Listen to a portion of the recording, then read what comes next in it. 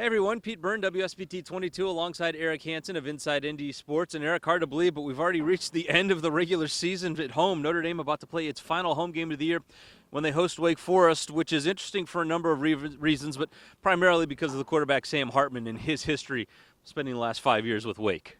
Yeah, I mean, I can only imagine the emotions that are going to be going through his mind and everybody on the other team. I think if Wake were a little bit more competitive at this point, it would make that a little bit more intriguing. They really are in a tough spot after losing 26-6 to NC State. And when you look at Wake, I don't think there's any buyer's remorse with coming to Notre Dame in the portal when you look at what that team is 10 games into the season. Yeah, he walked away from kind of a tough situation, it looks like.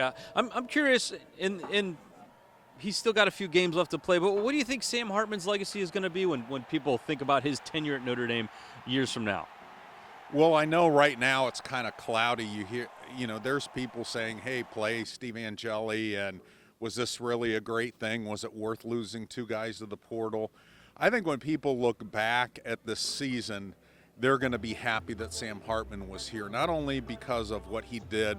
This is a better season than they would have had with Tyler Buckner or Drew Pine at quarterback, but also what he's doing for the young quarterbacks and also getting high school quarterbacks excited about coming to Notre Dame, seeing Sam Hartman play.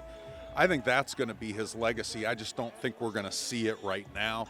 But as we kind of distance ourselves from it, Notre Dame will be better in its football program from Sam Hartman having been here. Yeah, I mean, if you think about the potential of this program and maybe a little of it unreached or unreached this year, but they're not in the playoff discussion a month ago without him like they were. Right, and they're not in the ReliaQuest Bowl discussion, possibly playing LSU and maybe the best quarterback in the country right now, and Jalen Daniels and Brian Kelly and all that sideshow that would be if that happened. But, yeah, I mean, this could have been a step back for Notre Dame, and, I mean, I guess it's mathematically possible. My expectation is they'll handle business in their last two, get to 9 wins, and have a chance to win a 10th win in the bowl game. Yeah, I tend to agree with you there. And since we're talking about quarterbacks, one piece of news that came out at today's press conference, Marcus Freeman admitting that Notre Dame will look to add a fourth quarterback next season, likely through the portal, although not necessarily, which is not necessarily surprising, but it's newsworthy.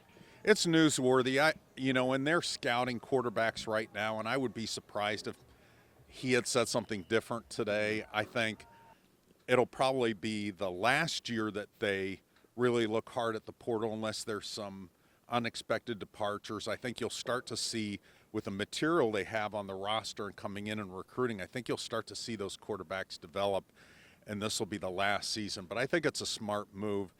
And then, as far as we were talking about Sam Hartman, he still doesn't have a full complement of wide receivers. We talked through that a little bit today. It doesn't sound like Jaden Thomas is really anywhere close to 100%. Deion Colsey, that knee scope that was supposed to be 2 or 3 weeks, has lingered now, and he's not ready to go.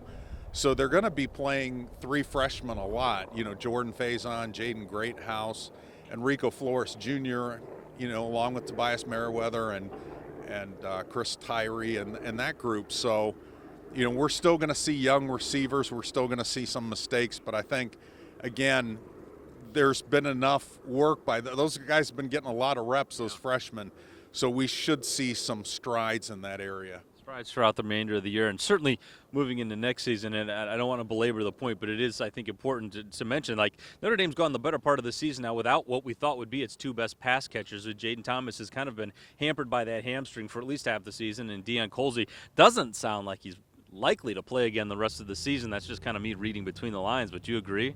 I would Maybe agree. The bowl game being the outlier. Yeah, the bowl game could change that.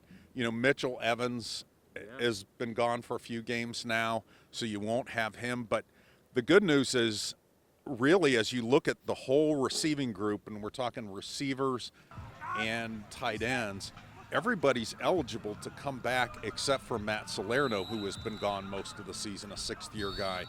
So there's, a lot of the investment you've made this year, if you can get your scheme going and your play calling going next year, you should have a lot better material to work with around whoever the quarterback's going to be. And the last thing I think is important to mention as you head into this game with Wake Forest, Notre Dame continues to be a little dinged up on the offensive line, and they're probably going to have some new faces in there this week. Right. So Rocco Spindler is out for the rest of the year. He's going to have knee surgery. He had a knee injury in the Clemson game.